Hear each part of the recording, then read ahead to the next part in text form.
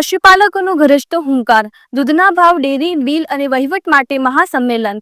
પશુપાલક વિજાપુર સમિતિ દ્વારા લાડોલ ખાતે પશુપાલક મહાસંમેલન યોજાયું. મહેસાણાના વિજાપુર ખાતે પશુપાલકોનું મહાસંમેલન યોજાયું, જેમાં હજારો પશુપાલકોએ પોતાની વેદના વ્યક્ત કરી અને દૂધના ઉત્પાદકોના હકો માટે એકજૂટ થઈ અવાજ ઉઠાવ્યો.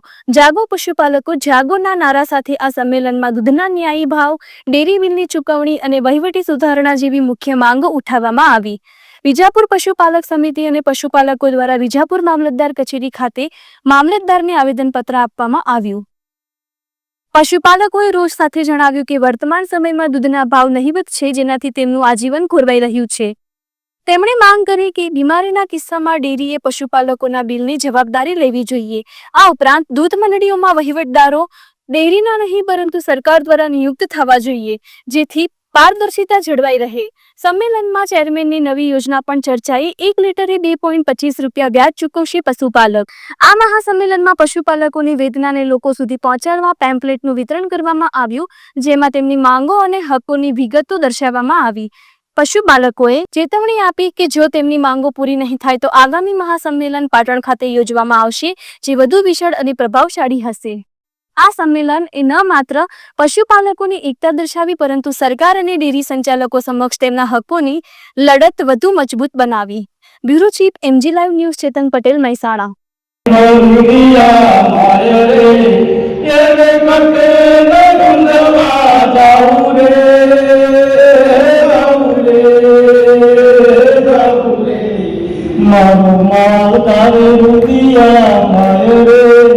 मारो घर को दिया मारे रे ये कटे ढूंढवा जाऊं रे जाऊं. अरे अंग्रेज भी देखा रे चेयरमैन भी देखा, अरे अंग्रेज भी देखा रे चेयरमैन भी देखा, कोई न देखो छोड़ तारे ये मारो माल धारे लुधिया माया रे एरे कटे ने ढूंढवा जाऊं रे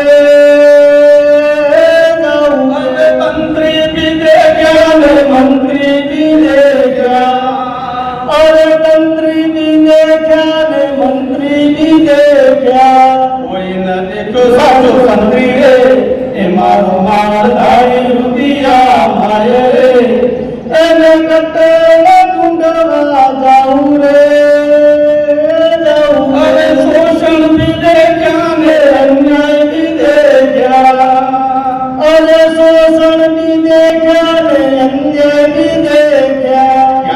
देखो साचो न्याय रे ए मारो माल धारी रुदिया मारे रे एने कटे ने ढूंढवा जाऊं रे जाऊं रे.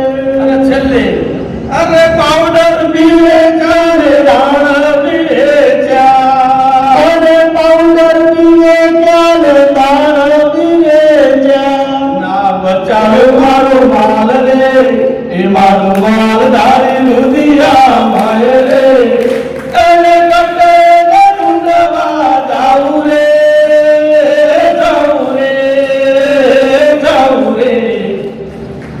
एक सूत्र बोलावुं छुं, लड़ेंगे जीतेंगे लड़ेंगे जीतेंगे.